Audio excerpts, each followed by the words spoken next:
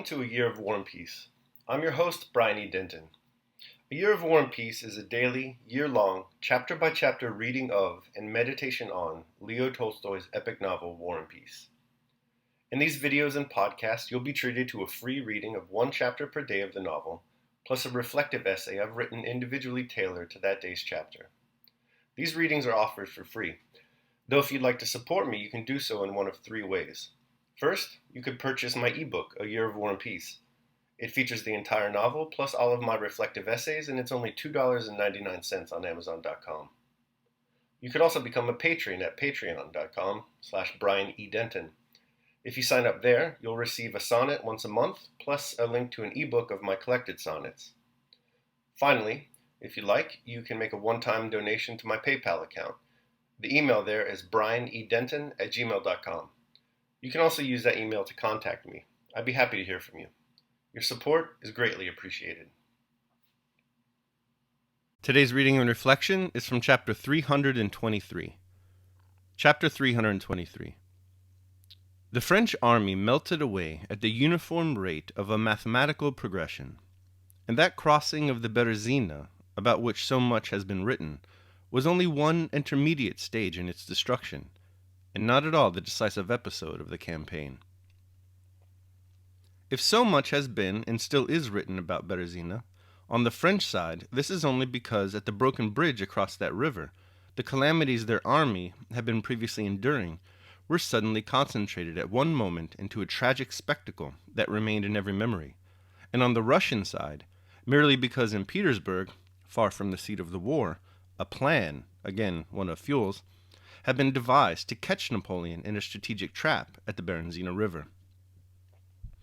Everyone assured himself that all would happen according to plan, and therefore insisted that it was just the crossing of the Berezina that destroyed the French army. In reality, the results of the crossing were much less disastrous to the French, in guns and men lost, than Krasno had been, as the figures show. The sole importance of the crossing of the Berezina lies in the fact that it plainly and indubitably proved the fallacy of all the plans for cutting off the enemy's retreat, and the soundness of the only possible line of action, the one Kutuzov and the general mass of the army demanded, namely, simply to follow the enemy up. The French crowd fled at a continually increasing speed, and all its energy was directed to reaching its goal. It fled like a wounded animal, and it was impossible to block its path. This was shown not so much by the arrangements it made for crossing, as by what took place at the bridges. When the bridges broke down, unarmed soldiers, people from Moscow, and women with children who were with the French transport, all pressed forward into boats and into the ice-covered water and did not surrender. That impulse was reasonable. The condition of fugitives and of pursuers was equally bad.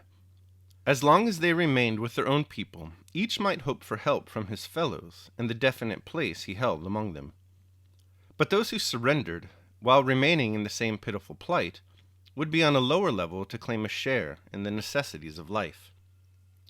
The French did not need to be informed of the fact that half the prisoners, with whom the Russians did not know what to do, perished of cold and hunger, despite their captors' desire to save them. They felt that it could not be otherwise. The most compassionate Russian commanders, those favorable to the French, and even the Frenchmen in the Russian service, could do nothing for the prisoners. The French perished from the conditions to which the Russian army was itself exposed. It was impossible to take bread and clothes from our hungry and indispensable soldiers to give to the French who, though not harmful or hated or guilty, were simply unnecessary. Some Russians even did that, but there were exceptions. Certain destruction lay behind the French, but in front there was hope. Their ships had been burned. There was no salvation save in collective flight, and on that the whole strength of the French was concentrated. The farther they fled, the more wretched became the plight of the remnant, especially after Berezina, on which, in consequence of the Petersburg plan, special hopes had been placed by the Russians, and the keener grew the passions of the Russian commanders, who blamed one another and Kutuzov most of all. Anticipation that the failure of the Petersburg-Berezina plan would be attributed to Kutuzov led to dissatisfaction, contempt, and ridicule, more and more strongly expressed. The ridicule and contempt were of course expressed in a respectful form, making it impossible for him to ask wherein he was to blame. They did not talk seriously to him. When reporting to him or asking for his sanction, they appeared to be fulfilling a regrettable formality, but they winked behind his back and tried to mislead him at every turn. Because they could not understand him, all these people assumed that it was useless to talk to the old man, that he would never grasp the profundity of their plans, that he would never, with his phrases, which they thought were mere phrases, about a golden bridge, about the impossibility of crossing the frontier with a crowd of tatterdemalions, and so forth. They had heard all that before. And all he said, that it was necessary to await provisions, or that the men had no boots, was so simple, while what they proposed was so complicated and clever, that it was evident that he was old and stupid, and that they, though not in power, were commanders of genius.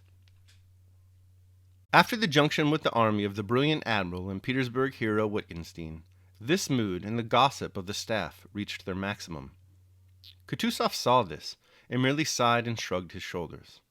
Only once, after the affair of the Berezina, did he get angry and write to Bennigsen, who reported separately to the emperor the following letter. On account of your spells of ill health, will your excellency please be so good as to set off for Kaluga on receipt of this, and there await further commands and appointments from his imperial majesty. But after Bennigsen's departure, the Grand Duke Tsarevich Konstantin Pavlovich joined the army. He had taken part in the beginning of the campaign, but had subsequently been removed from the army by Kutuzov.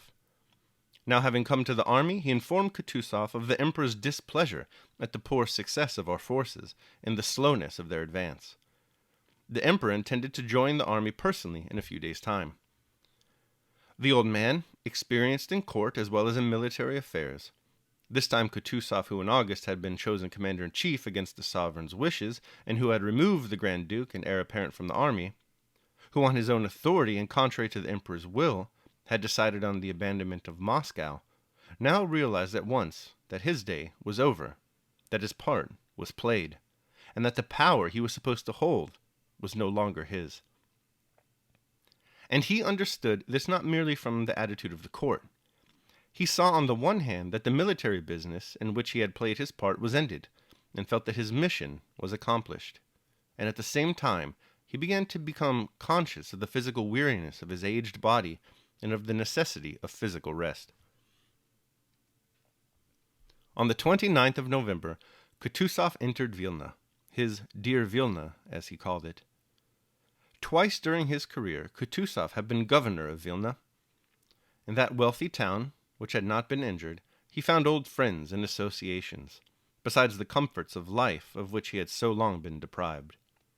And he suddenly turned from the cares of army and state, and, as far as the passions that seethed around him allowed, immersed himself in the quiet life to which he had formerly become accustomed, as if all that was taking place, and all that had still to be done in the realm of history, did not concern him at all. Chichagov, one of the most zealous cut-offers and breaker-uppers, who had first wanted to effect a diversion in Greece and then in Warsaw, but never wished to go where he was sent, Chichagov, noted for the boldness with which he spoke to the emperor, and who considered Kutuzov to be under an obligation to him, because he was sent to make peace with Turkey in 1811 independently of Kutuzov, and found that peace had already been concluded, he admitted to the emperor that the merit of securing that peace was really Kutuzov's. This Chichagov was the first to meet Kutuzov at the castle where the latter was to stay. In undress naval uniform, with a dirk, and holding his cap under his arm, he handed Kutuzov a garrison report and the keys of the town. The contemptuously respectful attitude of the younger men to the old man in his dotage was expressed in the highest degree by the behavior of Chichagov, who knew of the accusations that were being directed against Kutuzov. When speaking to Chichagov, Kutuzov incidentally mentioned that the vehicles packed with china that had been captured from him at Borisov had been recovered and would be restored to him. "You mean to imply that I should have nothing to eat out of... On the contrary, I can supply you with everything, even if you want to give dinner parties. warmly replied Chichagov, who tried by every word he spoke to prove his own rectitude, and therefore imagined Kutuzov to be animated by the same desire. Kutuzov, shrugging his shoulders, replied with his subtle, penetrating smile. I meant merely to say what I said. Contrary to the emperor's wish, Kutuzov detained the greater part of the army at Vilna. Those about him said that he became extraordinarily slack and physically feeble during his stay in that town. He attended to army affairs reluctantly, left everything to his generals, and while awaiting the emperor's arrival, led a dissipated life. Having left Petersburg on the 7th of December with his suite, Count Tolstoy, Prince Volkonsky, Arakcheyev, and others, the emperor reached Vilna on the 11th, and in his traveling sleigh drove straight to the castle. In spite of the severe frost, several hundred generals and staff officers in full parade uniform stood in front of the castle, as well as the guard of honor of the Semenov regiment. A courier, who galloped to the castle in advance in a troika with 3 foam-flecked horses, shouted, "Coming!" And Konofisian rushed into the vestibule to inform Kutuzov, who was waiting in the hall porter's little lodge. A minute later, the old man's large, stout figure in full dress uniform, his chest covered with orders and a scarf drawn round his stomach, waddled out into the porch. He put on his hat with its peaks to its sides, and, holding his gloves in his hand and walking with an effort sideways down the steps to the level of the street, took in his hand the report he had prepared for the emperor. There was running to and fro and whispering. Another troika flew furiously up, and then all eyes were turned on an approaching sleigh in which the figures of the emperor and Volkonsky could already be descried. From the habit of 50 years, all this had a physically agitating effect on the old general. He carefully and hastily felt himself all over, readjusted his hat, and pulling himself together, drew himself up, and at that very moment when the emperor, having alighted from the sleigh, lifted his eyes to him, handed him the report, and began speaking in his smooth, ingratiating voice. The emperor, with a rapid glance, scanned Kutuzov from head to foot, frowned for an instant, but immediately mastering himself, went up to the old man, extended his arms, and embraced him. And this embrace, too, owing to a long-standing impression related to his innermost feelings, had its usual effect on Kutuzov, and he gave a sob. The emperor greeted the officers and the Semenov guard, and again pressing the old man's hand, went with him into the castle. When alone with the field marshal, the emperor expressed his dissatisfaction at the slowness of the pursuit, and at the mistakes made at Krasno and at the Berezina, and informed him of his intentions for a future campaign abroad. Kutuzov made no rejoinder or remark. The same submissive, expressionless look with which he had listened to the emperor's commands on the field of Austerlitz 7 years before settled on his face now. When Kutuzov came out of the study and with lowered head was crossing the ballroom with his heavy waddling gait, he was arrested by someone's voice saying, "Your Serene Highness." Kutuzov raised his head and looked for a long while into the eyes of Count Tolstoy, who stood before him holding a silver salver on which lay a small object. Kutuzov seemed not to understand what was expected of him. Suddenly, he seemed to remember. A scarcely perceptible smile flashed across his puffy face, and bowing low and respectfully, he took the object that lay on the salver. It was the Order of St. George of the First Class. All right, that concludes my reading of chapter 323. I will now proceed to my reflection on the same. A Year of War and Peace, day 323.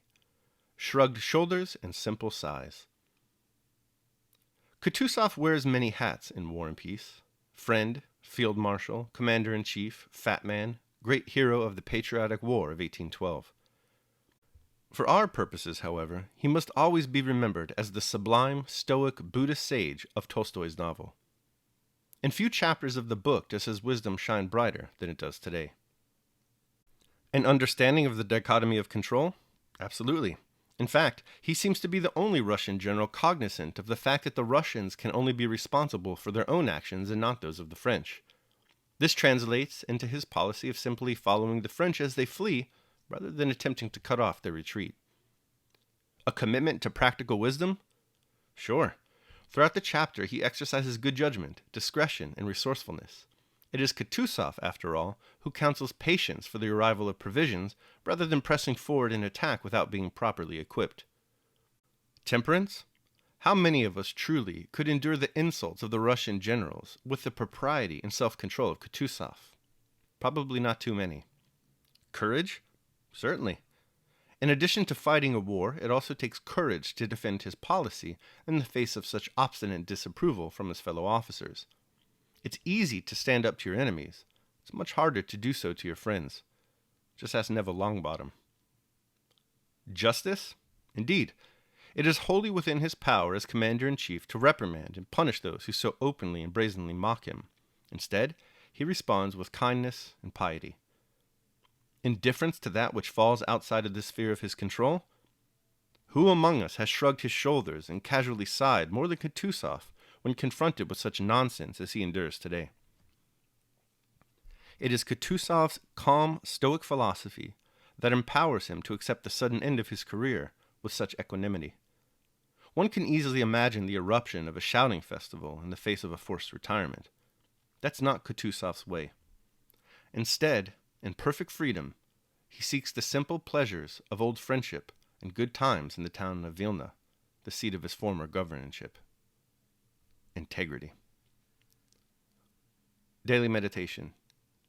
He is free who lives as he wishes to live, who is neither subject to compulsion, nor to hindrance, nor to force, whose movements to action are not impeded, whose desires attain their purpose, and who does not fall into that which he would avoid.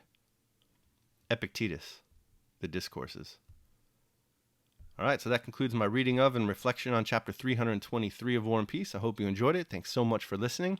Remember that if you'd like to support me, you can do so either by purchasing the ebook, A Year of War and Peace, becoming a patron at patreon.com, or making a one-time donation to PayPal. The links to all that are down below in the show notes. Tomorrow, we're going to be reading and reflecting on chapter 324. I hope you'll join me. Until then, take care of yourselves and others.